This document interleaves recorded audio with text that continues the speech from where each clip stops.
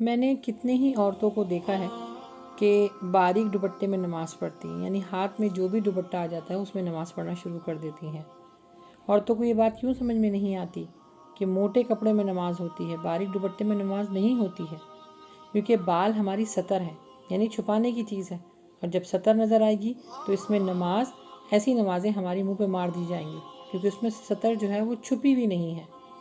حضرت عائشہ سے حدیث ہے کہ نماز موٹے اور ڈھیلے کپڑے میں ہوتی ہے۔ ہم سب کا نماز کا ایک الگ الگ دوپٹہ اور کپڑا ہونا چاہیے۔ اللہ معاف فرمائے، نماز پڑھتے وقت ہمارے ہاتھ میں جو بھی کپڑا، دوپٹہ، چادر آتی ہے، چاہے وہ گندا ہو، چاہے وہ باریک ہو، چاہے وہ جیسا بھی ہو، ہم بس اپنے اس کو گرد لپیٹتے ہیں اور نماز کے لیے کھڑے ہو جاتے ہیں۔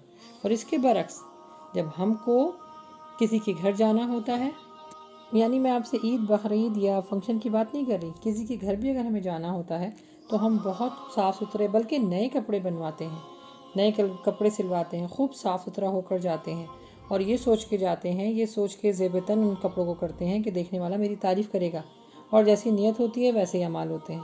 جب آپ کی تعریف ہو جاتی ہے تو یہ سمجھ میں آتا ہے کہ ہماری ساری محنت سوارت ہو گئی۔ اور اس کے برعکس اس خالق اور مالک کے سامنے جب ہم کھڑے ہوتے ہیں تو اچھے کپڑے تو بہت دور کی بات ہے، کپڑوں میں سے اسمیل آ رہی ہوتی ہے، باریک ہوتے ہیں یا ٹائٹ ہوتے ہیں یا 2 دن سے پہلے پہنے ہوتے ہیں، ہمیں اس چیز کی فکر نہیں ہوتی ہے، بس نماز جیسے تیسے ان کپڑوں میں پڑھی، اور 2 ہم نے جو ہے وہ سجدے کیا اور یہ شکر ادا کیا کہ ہم نے نماز ادا کر لی۔ یاد رکھیں کہ ایسی نمازیں منہ پہ مار دی جائیں گی، کیونکہ اللہ کے سامنے کھڑے ہونے کے بھی آداب ہیں نا۔ جس خالق اور مالک نے ہمیں یہ سب کچھ دیا، ہم اس کے ہی سامنے جانے کے لیے کوئی چیز کا اہتمام نہیں کرتے۔ آستینیں اگر آپ کی اونچی ہوں گی، یعنی آپ کی کلائیاں نظر آ رہی ہوں گی، تو اس میں بھی نماز نہیں ہوگی، کیونکہ ہماری نمازوں کو قبولیت کے لیے ہماری سطر کا کور ہونا فرض ہے، فرض عین ہے، یعنی آپ کو کرنا ہی ہے۔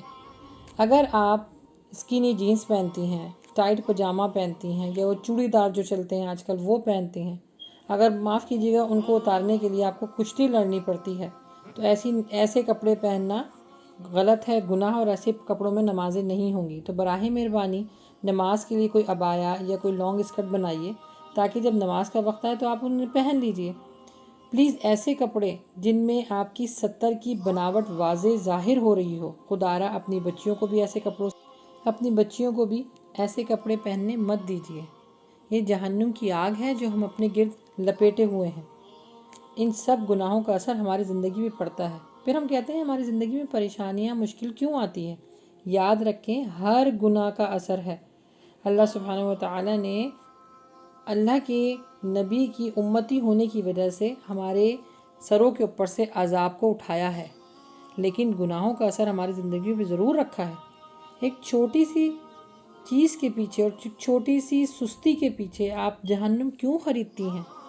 میں نے کتنی عورتوں کو اور بچیوں کو دیکھا ہے کہ نیل پالش اور فیک ناخن لگائے ہوئے ہوتی ہیں اور اسی میں وہ نماز پڑھتی ہیں، اور کتنے دن لگے ہوتے ہیں، اور یہ کیونکہ وہ اتنے مہنگے لگاتی ہیں کہ ان کو اتارنے کے لیے یہ سوچا جاتا ہے کہ ہمارے پیسے ضائع ہوں گے، اور نمازیں چھوڑ دیتی ہیں یا اسی میں نمازیں پڑھنا شروع کر دیتی ہیں۔ یاد رکھیں ایک اتنی گندی غلاظت چیز کے پیچھے آپ اتنی قیمتی چیز کو چھوڑ رہے ہیں اور جہنم خرید رہے ہیں۔ حدیث میں آیا ہے کہ اگر آپ کے اسکن، جو آپ کی جو جلد ہے، اس کے اوپر کوئی اس قسم کی لیئر لگی ہو جو وضو کے پانی کو آپ کے اسکن تک پہنچنے نہ دے، تو ایسی چیزوں سے آپ کا وضو نہیں ہوگا، اور جب وضو نہیں ہوگا تو نماز نہیں ہوگی۔ مسئلہ ہمارا یہ ہے کہ ہم دین کو نہ سمجھتے ہیں، اور نہ جو ہمیں دین سمجھا رہا ہوتا ہے اس کو ہم یہ کہہ کے چپ کروا دیتے ہیں کہ دین میں اتنی سختیاں نہیں ہیں۔ ہاں، دین اتنا مشکل نہیں ہے، لیکن ان لوگوں کے لیے جو دین کو فالو ہی نہیں کرتے۔ جی ہاں، وہ چیز مشکل کیسے لگے گی جس کے رول ریگولیشن کو آپ فالو ہی نہ کریں؟ دیکھیں ایک مثال دیتی ہوں آپ کو، جیسے ریسٹورینٹ میں آپ جاتے ہیں تو ریسٹورینٹ میں جانا کیوں اچھا لگتا ہے؟ اس وجہ سے کیونکہ وہاں پہ آپ کو پکی پکائی چیز ملتی ہے، اور جب روزانہ گھر میں کھانا پکانا ہوتا ہے تو پسینے چھوٹ جاتے ہیں، بچوں پہ غصہ نکل رہا ہوتا ہے، شوہر برے لگ رہے ہوتے ہیں، یعنی ہر طریقے سے کوشش ہوتی ہے کہ غصہ آپ کا نکلے، کیونکہ مفت کھانے کی عادت پڑ گئی ہوتی ہے۔ ہمارا حال تو یہ ہے کہ بس ہر چیز ہمیں مل جائے، کوئی محنت نہ کرنی پڑے، کوئی رولز کو فالو نہ کرنا پڑے، بس ہر چیز مل جائے۔ تو یاد رکھیں جنت اتنی آسانی سے نہیں ملے گی۔ اس کے لیے محنت کرنی پڑتی ہے، رولز کو فالو کرنا پڑتا ہے، اللہ سبحانہ و تعالیٰ کے دین کو سیکھنا پڑتا ہے۔ اللہ سبحانہ و تعالیٰ نے فرمایا ہے کہ کیا تم کو اتنی آسانی سے جنت مل جائے گی؟ تم کو بھی ایسے ہی آزمایا جائے گا جیسے پہلی قوموں کو آزمایا گیا ہے۔ تو اللہ کے لیے اللہ کے دین کا مذاق مت اڑائیے، دین کو سیکھیے اور سکھائیے۔ اللہ سبحانہ و تعالیٰ نے ہم کو اور آپ کو ایک بہت اعلیٰ مقصد کے تحت پیدا کیا گیا ہے۔ اللہ نے ہم کو جس مقصد کے لیے پیدا کیا ہے اس مقصد کو پہچانیں اور آخرت کی تیاری کریں۔ اگر اس لیکچر کے متعلق کوئی بھی کویشچن ہو تو پلیز کامنٹس باکس میں آپ لکھ کے پوچھ سکتی ہیں۔